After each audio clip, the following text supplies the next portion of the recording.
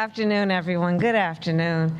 Michelle, thank you for your powerful words. I was so glad that we had some time in the Oval Office with the President to talk with you about the historic day that we are celebrating, but on the shoulders of so many, including your family and you who have written about it, maintaining your family's legacy of speaking truth always. So thank you. It's good to see everybody. President Biden, members of Congress, I have to shout out to the CBC, to my fellow Americans, thank you all.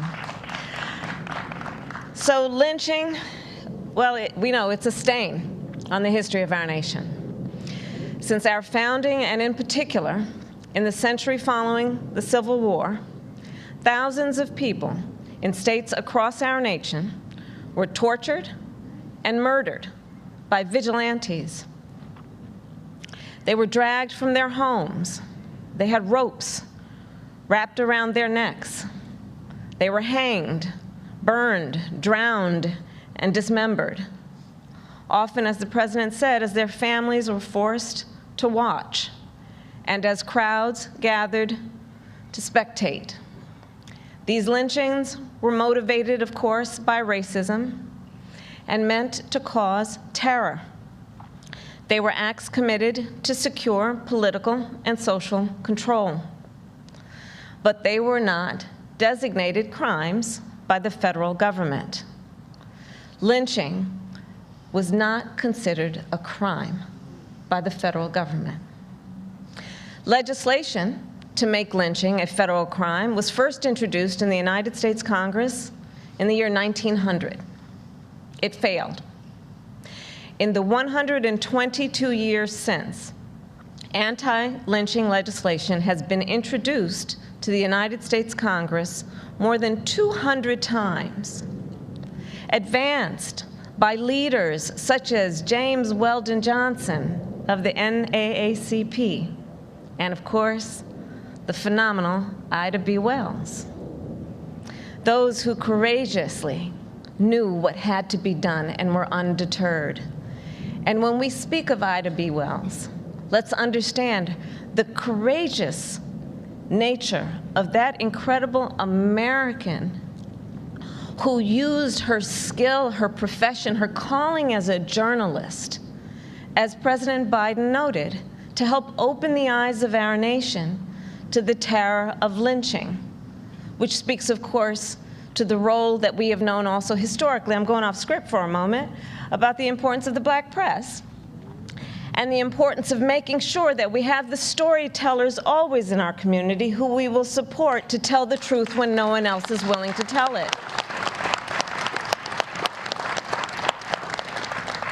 And so those heroes who petitioned every president from McKinley to Hoover to support federal legislation.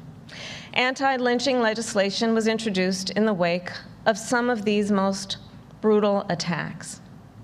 After the murder of Mary Turner in 1918, after the murder of Emmett Till in 1955, and James Byrd, Jr. in 1998, and James Craig Anderson in 2011.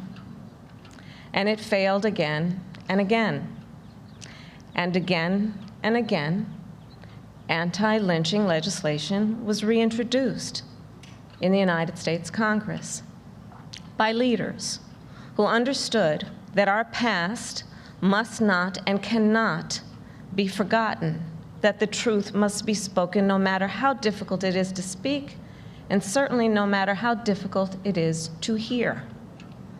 Leaders who understood that the victims of lynching and their families and all of our society deserve that we recognize the crimes and the injustice of what was occurring, and that the people of our nation deserve the protection of a federal anti-lynching law.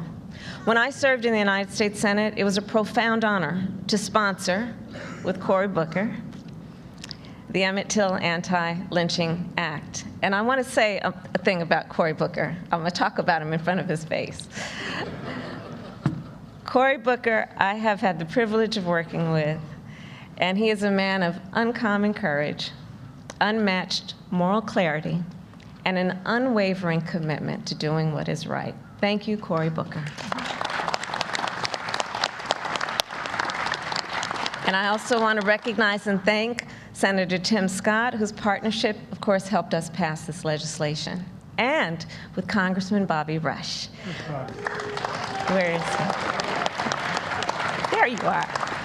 Who kept this fight alive for so many years in the United States Congress. Congressman Rush, you have dedicated your career to guiding our nation toward justice, and I thank you. And thank you to so many other leaders who are gathered here who helped us reach this very important day. Leaders who witnessed the brutal reality of lynching, such as Ollie Gordon and Reverend Wheeler Parker, cousins of Emmett Till, for whom the stories of these crimes are not lines in a history book, but vivid memories. So today we are gathered to do unfinished business, to acknowledge the horror in this part of our history, to state unequivocally that lynching is and has always been a hate crime, and to make clear that the federal government may now prosecute these crimes as such. Lynching is not a relic of the past. Racial acts of terror still occur in our nation. And when they do, we must all have the courage to name them and hold the perpetrators to account.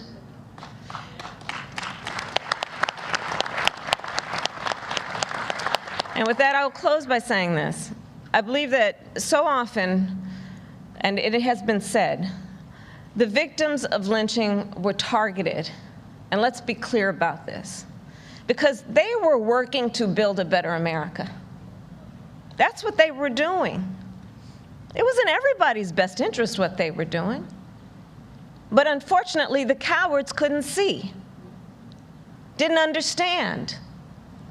Those folks who were killed, they were business owners, creating economic opportunity in their community by which all would prosper and benefit. They were teachers, educating the next generation of America's leaders. They were activists who were defending the sacred freedom to vote. So today, as we recognize them, as we recognize our history, let us also be here gathered to recommit ourselves to that unfinished business as well, to continuing to fight for freedom, for opportunity, and justice for all. May God bless you, and may God bless America. Thank you all. Great job. Thank you.